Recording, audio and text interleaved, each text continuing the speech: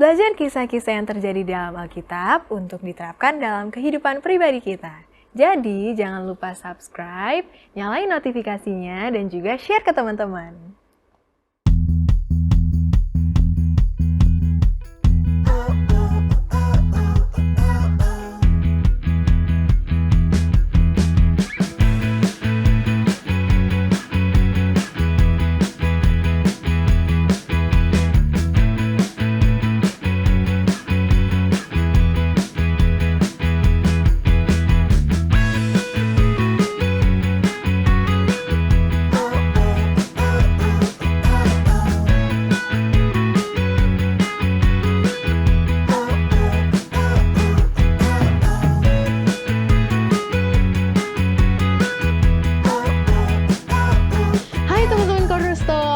Senang banget ya kita bisa ketemu lagi di episode terbaru kita di Cornerstone Connection. Nah, di sini masih sama aku pastinya dengan dua teman aku yang minggu lalu masih sama yang minggu lalu. Sama siapa? Angel. Sama siapa? Dengan aku Hascela. Oke. Gimana kabarnya kalian? Aku baik tentunya. Aku juga baik banget. Sama ya kayak kabarnya masih sama. Ya puji Tuhan masih baik-baik, sehat-sehat. Kalau teman-teman yang ada di rumah gimana nih kira-kira? Kabarnya baik atau enggak? Pastinya harusnya baik. Kita doain aja biar baik-baik semuanya, sehat-sehat semuanya. Oke. Jadi cerita apa lagi yang mau kita bahas? Tentunya banyak banget. Tentunya ada dong. Ya, Apa sih? ada. Iya, lanjutin. Ada sih. Tapi sebelum kita membahas Ya. yang akan kita bahas, aku mau kasih tahu nih Kak Brenda. tuh? Kalau misalkan sepanjang triwulannya ada yang istimewa karena ada kuis berhadiah. Betul. Jadi jangan lupa untuk saksiin terus dari awal pembahasan sampai akhir karena tentunya pertanyaan yang akan disampaikan Sini. akan berlangsung atau akan berlangsung sih ya?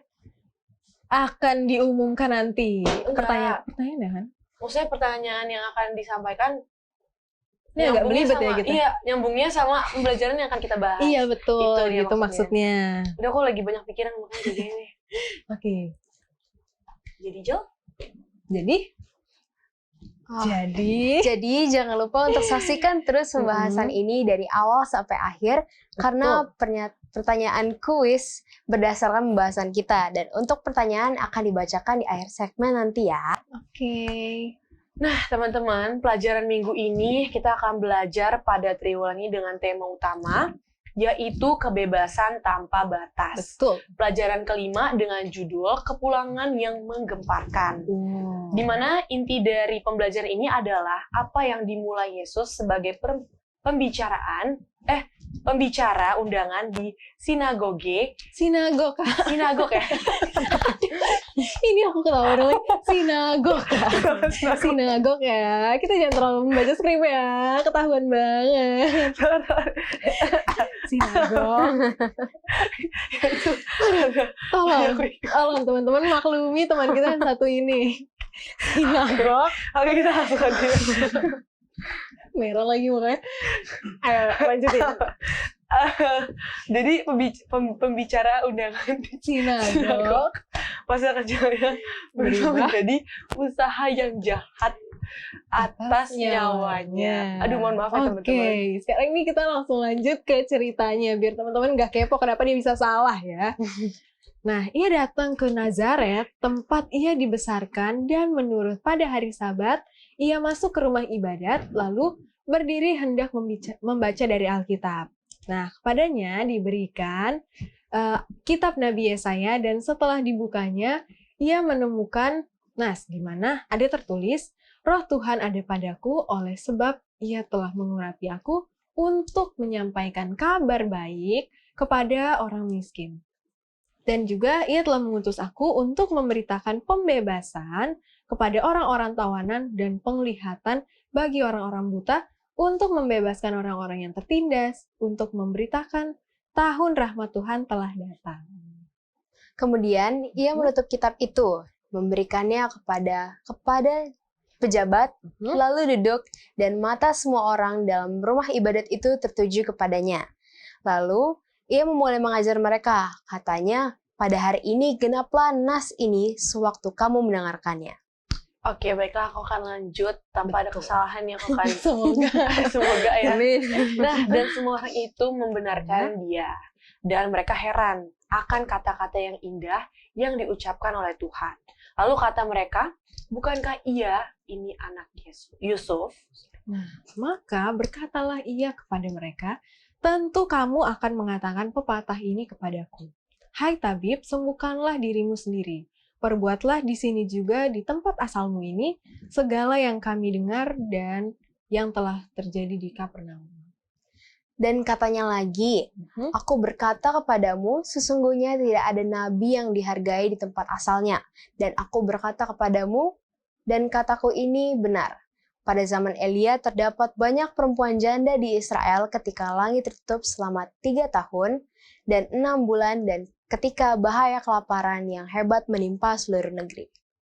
Lalu Kak, tetapi Elia ini diutus bukan kepada salah seorang dari mereka, melainkan kepada seorang perempuan janda di Sarfat, di tanah Sidon. Jadi di Sarfat, tanah Sidon.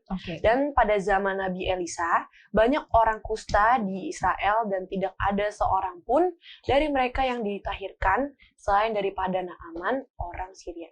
Nah, mendengar itu, sangat marahlah semua orang yang ada di rumah ibadat itu.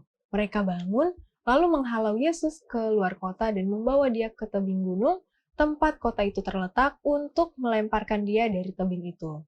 Tetapi, ia berjalan lewat dari tengah-tengah mereka, lalu pergi. Seru banget pembahasan kali ini, walaupun tadi aku salah bilang sinagog jadi sinagog. Ketahuan ya, jarang baca Alkitab ya. Sebenarnya tahu, tapi Tahu. karena kayak pemberitahuan informasi dan itu kayak sinagog. Karena aku dari dulu tuh aku tulisnya kayak emang sinagog cuma sinagog doang ya. G-O-G. Sinagog apa gitu kan.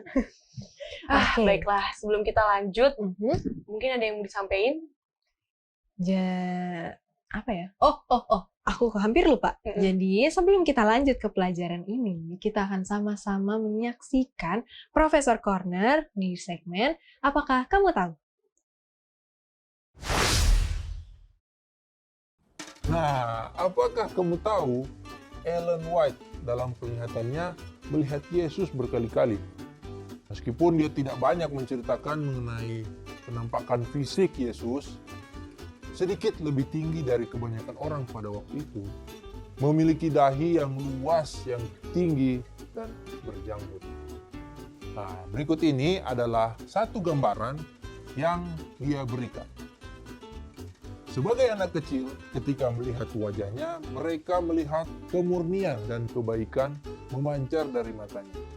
Di wajahnya kelemah lembutan, kebaikan, kasih, dan kekuatan semangat dikombinasikan. Namun meski setiap kata, setiap gerak, setiap ekspresi wajahnya menunjukkan supremasi keahliannya. Kerendahan hati menandai setiap sikap dan hubungannya. Terdapat dalam My Life Today, halaman 300. Nah, itu dia informasi untuk sahabat-sahabat Cornerstone semua. Semoga bermanfaat. Sampai ketemu di episode selanjutnya.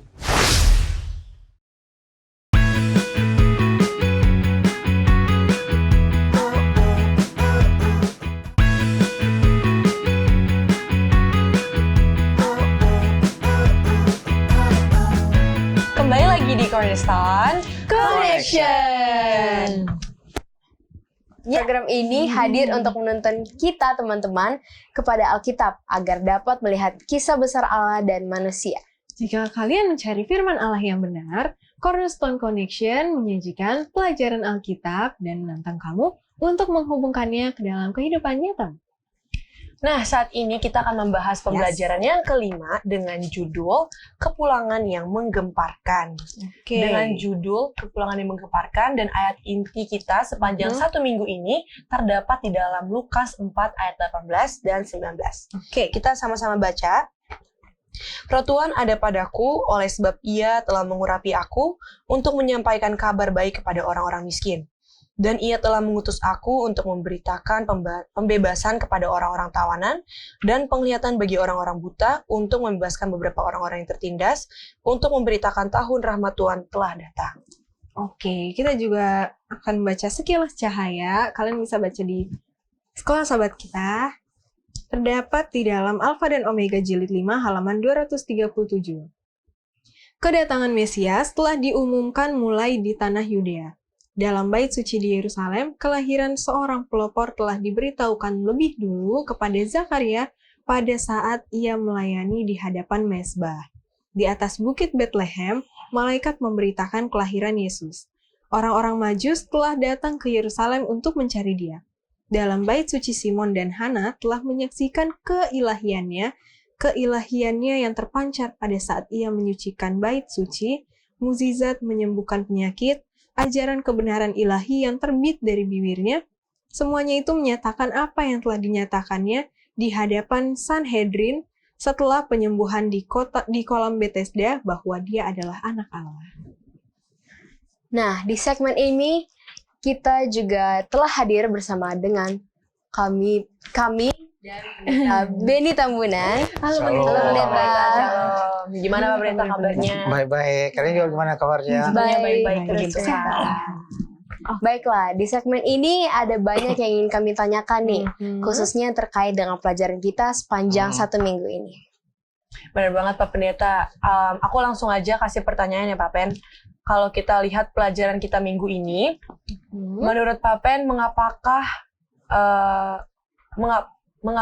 menurut Pendeta para pendengarnya terkesan dengan kata-kata indah yang diucapkan?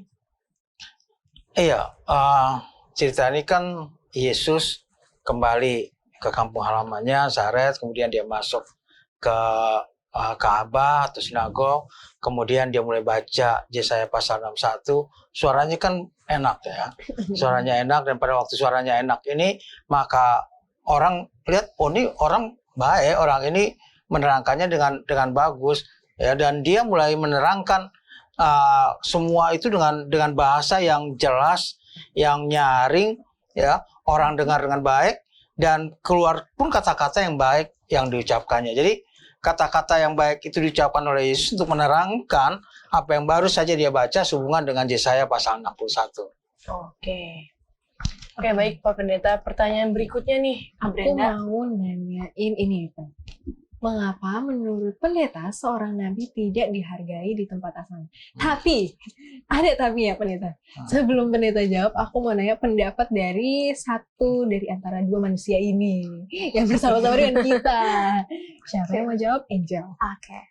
Jadi menurut aku, kenapa sih nabi ini kadang suka tidak dihargai di tempat asalnya? Menurut aku karena mungkin orang di sekitarnya ini tidak mengerti bagaimana kehidupan ini dijalankan dengan benar. Jadi ya, mereka merasa bahwa kehidupan seorang nabi ini salah. Itu sih menurut aku. Ini jawaban yang paling bagus yang aku dengar. Boleh pendeta. Aku nggak kira Jawab langsung lagi. jawab ini. Aku tuh takut Kak Brenda ngantarin pengacaranya. Aku kayak, buat apa ya? Dia Aku sih bisa tadi jawab, takut. ya. Iya, betul bahwa kadang-kala kita lah ya, biasanya kan sesama teman pas dia kan begini, gue tahu, gue lebih tahu dibanding dia, siapa gitu itu? ya. Kan biasanya kita begitu ya. Jadi demikian juga pada waktu Yesus pulang, kemudian Yesus mulai menerangkan syariat, dia kan anaknya sini, dia kan kampung kita, begini orangnya begini diceritakan. Padahal walaupun yang diterangkan itu baik, walaupun seseorang mungkin melakukan hal-hal yang baik selama ini, tapi kan karena kita dekat, mungkin karena bercanda dan sebagainya, kadangkala kita tidak bisa diterima oleh orang-orang yang memang lebih dekat dengan kita dibandingkan dengan orang yang baru dapat dan lain sebagainya. Kemudian semua hal-hal yang dilakukan oleh Yesus di luar kampungnya itu kan orang lain yang cerita, orang kampungnya nggak pernah menceritakannya. Sebabnya pada waktu Yesus pulang, kamu katanya begini, coba kalau di sini bisa, orang kamu kita kenal kok, kamu siapa waktu mudanya, dari kecilnya kita sudah kenal, masa tiba-tiba bisa menyembuhkan di sana, bisa melakukan ini, melakukan itu, coba dong kalau di sini, seperti gitu. Jadi seringkali biasanya juga, atau seringkali kita juga justru tidak diterima oleh di tempat kita yang dekat dibandingkan dengan orang-orang yang jauh yang Ada di mengenal luar. kita baru gitu ya. Betul. Oke. Oke, Terima kasih untuk pertanyaan pendeta. selanjutnya, Angel mau nanya? Oke, aku mau nanya nih pendeta. Kekaguman apa yang mereka segera berubah menjadi kemarahan? Nah, kenapa ini? Iya, Yesus kan menerangkan dengan kata-kata yang baik dan lain sebagainya, kemudian menerangkan bahwa ini loh datang ini untuk mengubah segala sesuatunya, termasuk juga mengenai bait suci yang katanya akan dibangun kembali dalam waktu 3 hari. Dan pada waktu penjelasan itu diberikan, maka para imam itu dan para orang-orang Israel, ini apa-apaan sih? Ini sudah menghina agama kita, sudah menghina yang kita tahu leluhur kita selama ini, itu sebabnya mereka marah. Jadi walaupun kata-kata itu baik diucapkan, tapi kalau sudah negatif duluan bahwa orang ini sebenarnya dulunya orangnya begini-begini, ya tetap saja pendapat ataupun pemikiran mereka itu orang itu sama seperti yang dulu. Jadi kayak apapun yang dia lakuin kelihatannya kayak salah semua ya. Ya. Padahal dia coba untuk lebih baik lagi. Oke, aku mau kasih pertanyaan lagi pendeta. Jadi, apakah maksud Yesus ketika dia mengutip Amsal ya? Dia mengutip sebuah Amsal, "Hai tabib, sembuhkanlah dirimu sendiri." Dalam konteks seperti apakah dia menggunakannya?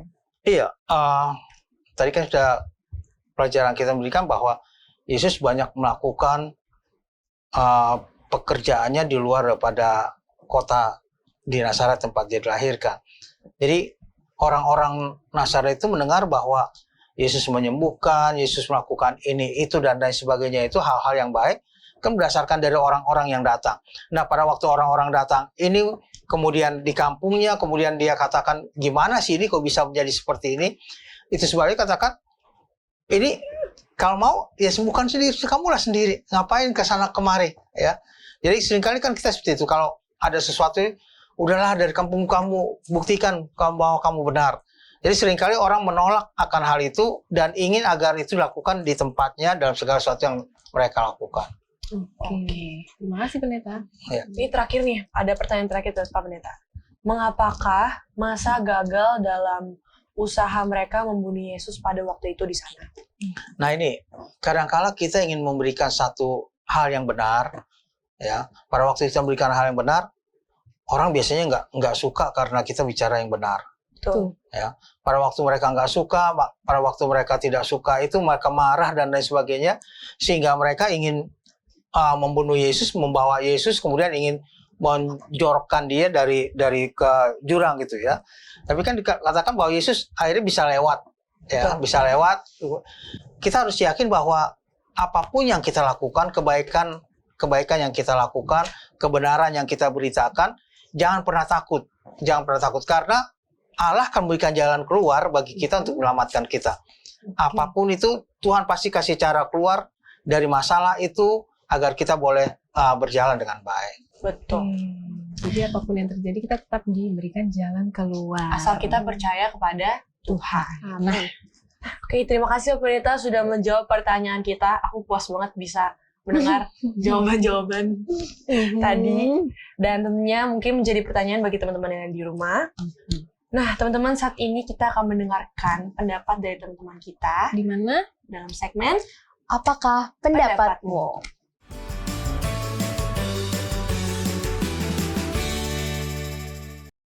Halo, Namanya siapa? perkenalkan nama aku Victoria Olga Nadia Yahya atau bisa dipanggil Foni. Saya Kim Aurora dari Perguruan Advent Salemba. Nama aku Yoser dari Perguruan Advent Salemba. Nama aku Keisha Fedora dari Perguruan Advent Salemba.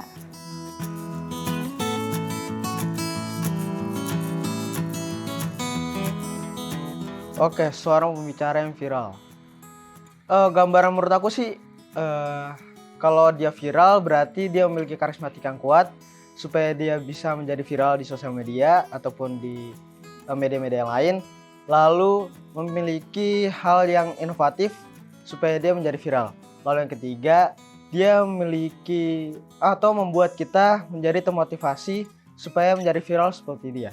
Tentu saja saya sangat ingin bertemu dengan dia, dan ketika saya bertemu, saya ingin melihat apa sih yang membuat dia menjadi sosok yang dikenal banyak orang itu, dan saya ingin memiliki kelebihan seperti dia. Mungkin dari gaya bicaranya ya, karena kan dia viral tuh, berarti ada sesuatu yang bisa dia omongin atau mungkin dia yang katakan itu di ceramahnya atau gimana yang membuat itu viral. Jadi mungkin aku akan kepo gaya bicaranya aja sih. Oke, jadi mungkin pertama aku ingin melihat dulu dia tuh viralnya karena apa. Mungkin bisa viral di sosial media, dia viral karena suatu hal yang baik atau enggak, itu juga tergantung. Kalau misalnya dia emang baik, ya saya ingin bertemu dengan dia supaya saya juga bisa menjadi memiliki inspirasi dari apa yang membuat dia viral itu sih.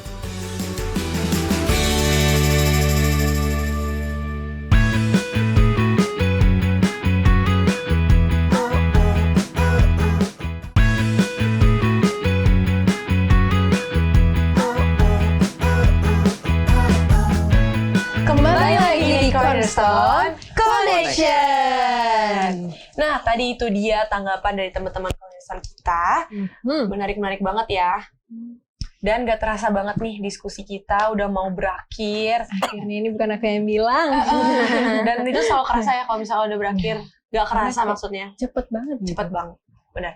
Nah, karena sudah berakhir, kita mau dong mendengarkan kesimpulan dari Pak Pendeta supaya pelajaran ini bisa teman-teman mengerti dan supaya sahabat-sahabat Cornerstone bisa selalu mengingat dan menguatkan iman percayanya. Betul. Tentunya bagi kita semua juga. Iya, pelajaran sekolah sahabat kita, kepulangan yang menggemparkan pada saat ini memberikan dua pelajaran. Yang pertama adalah dari segi sifat Yesusnya. Yesus selalu melakukan kebaikan demi kebaikan. Dia tidak pernah takut dan memberitakan apa yang benar, bahwa itu memang benar. Dia hanya memberitakan saja, dia hanya mengajak, membujuk orang lain supaya mau dengan kebenaran yang dia bawakan. Yang kedua adalah bahwa dari sifat orang-orang yang berada di kampungnya. Mari kita rubah. Jangan menganggap segala sesuatunya, aduh saya sudah kenal dia, saya sudah... Banyak kebaikan-kebaikan daripada orang lain. Mari ingat kebaikan-kebaikan yang orang lain lakukan. Mari ingat kata-kata yang membujuk kita untuk boleh datang lebih dekat kepada Tuhan. Jangan hanya melihat hal negatif daripada seseorang. Maka kita akan dapatkan banyak manfaat dari berbagai hal di dalam kehidupan kita sendiri. Oke, terima kasih Pendeta atas kesimpulannya. Nah, teman-teman di rumah, seperti tadi di segmen pertama bahwa kita akan ada kuis berhadiah nih. Jadi dengarkan baik-baik ya pertanyaannya. Oke, pertanyaannya adalah kitab apakah yang diberikan kepada Yesus ketika ia berada di rumah ibadat? Sekali lagi ya, kitab apakah yang diberikan kepada Yesus ketika ia berada di rumah ibadat? Nah, jadi teman-teman bisa tulis jawabannya, bisa balas juga dari IG Story Hope Channel Indonesia dengan format #Cornerstone5 spasi jawaban. Jadi contoh misalnya nih jawabannya itu Mazmur. Jadi kalian tinggal ketik aja nih #Cornerstone5 spasi Mazmur. Jadi buruan cepet-cepet ketik jawabannya dan menangkan hadiahnya. Ini hadiah yang paling ditunggu-tunggu ya buat teman-teman di rumah. Dan juga untuk melihat pemenangnya, teman-teman bisa langsung lihat di story Instagram Hope Channel Indonesia. Baik Pak Pendeta. Pak Pendeta boleh dong mendoakan kami di studio dan juga teman-teman yang di rumah. Baik, kita berdoa. Bapa di surga, kami terima kasih karena pelajaran yang Tuhan berikan bagi kami. Biarlah kami boleh tetap melakukan hal-hal yang baik, kata-kata yang baik, yang keluar dari mulut kami boleh menjadi berkat bagi banyak orang. Dan juga jauhkan dari kami hal-hal yang tidak baik, yang langsung membuat atau prejudis dengan seseorang ataupun pada teman kami. Tuhan boleh menuntun kami, menuntun semua orang-orang muda dimanapun mereka berada, dalam pendidikan mereka, dalam segala sesuatu yang mereka lakukan. Yang sakit Tuhan berikan kesembuhan, yang dalam kesusahan dan kesulitan serta berseru kepada Tuhan. Tuhan kiranya menjawab seruan-seruan mereka agar mereka pun boleh merasakan kasih Tuhan. Kami alaskan doa ini dalam nama Anak Yesus Kristus Tuhan dan Juru Selamat kami. Amin. Amin. Oke, itulah pembahasan pelajaran Cornerstone kita sepanjang pekan ini bersama sahabat-sahabat di studio dan Pendeta Benny Tambunan yang sudah berakhir. Nah, terima kasih semuanya. Kasih. Terima kasih Pak Pendeta. Jadi kalian harus semangat untuk mempelajari Alkitab karena kalian harus buat ketetapan untuk baca Alkitab dari halaman ke halaman dan tentunya kalian harus lihat sendiri apa yang terjadi di sana itu. Karena banyak janji pengharapan yang Tuhan tulis buat kita semua. Oke, terima kasih buat teman-teman Hope Channel yang selalu setia mencari dan belajar firman Tuhan melalui Cornerstone Connection.